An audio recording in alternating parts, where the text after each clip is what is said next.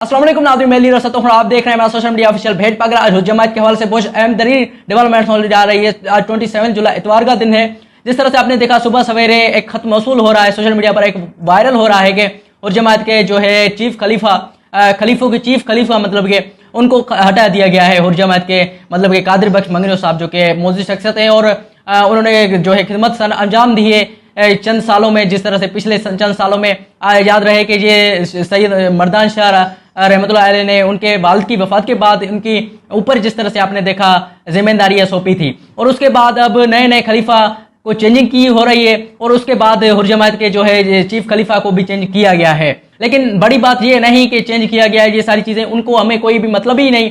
जिस तरह से आपने देखा पीर साहब अगर जो भी फैसला करते हैं बेहतर फैसला करेंगे और सिंध के लिए, पाकिस्तान के लिए, हुर्जमात के लिए बिल्कुल बेहतर फैसला करते हैं। उनकी जो है अहम किरदार रहा है हर चीज में। मतलब कि एक लोगों के अंदर जिस तरह से जो जमाती नहीं गैर जमाती है, जिसका जमात का कुछ पता नहीं, खलीफों का कुछ पता नहीं, खलीफे क्या काम करते हैं, चीफ खलीफा क्या काम करता है, वो भी आकर सोशल मीडिया पर गलत लिख रहे हैं जी कि पीसा पागा ने ये कर दिया। पहले आपने देखा कि खलीफे को चेंज किया गया, जो जिस तरह से आपने देखा फरहाम फकीर को चेंज किया गया। ये मतलब कि उनके ऊपर जिस तरह से आपने ये अमानत होती है और जमात की अमानत होती है, पीसा पगार की अमानत होती है, जब उनसे छीन ली जाए वो उनकी जो है मालिक है, जब जिनसे छीन ली जाए जिनको दे दी जाए। ठीक है, अब जो है कादिर बख्श मंगनी साहब को हटा दिया गया है ओहदे से। मतलब कि जैसलमेर चौकी के जो है खलीफे हैं और उनको खलीफे की वो ओहदा रहेगा, वो उसको हटा दिया नहीं गया, वो जैसलमेर चौकी के खलीफे हैं।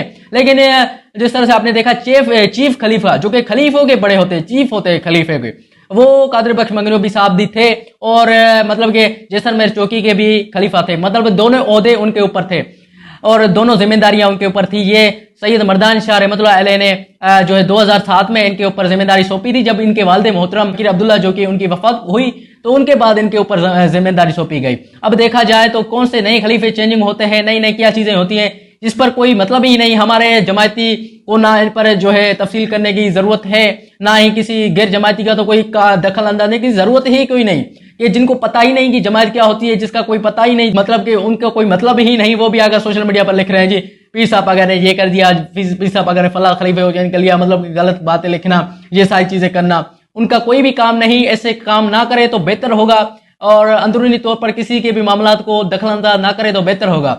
और बाकी मैं हुर्जमात से भी गुजारिश करता हूँ ऐसी गलत पोस्ट शेयर ना करें। फिलहाल के तौर पर कादिर बख्श मंगनी साहब को हटा दिया गया है ओहदे से, चीफ खलीफे के ओहदे से हटा दिया गया है। बाकी जैसलमेर चौकी के वो खलीफा रहेंगे।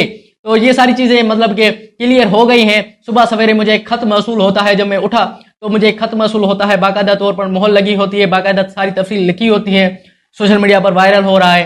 तो ये बात बिल्कुल दुरुस्त है और ठीक है। अंदरूनी तौर पर मामला को मुझे पता चला और बाकी जो लोग सोशल मीडिया पर तनकीद कर रहे हैं, ये सारी चीज कर रहे हैं, उनका कोई भी ध्यान ना दे। और जमातियों से भी मेरी एक गुजारिश है कि कोई भी इन पर बातचीत छेड़छाड़ ना करें तो बेहतर होगा।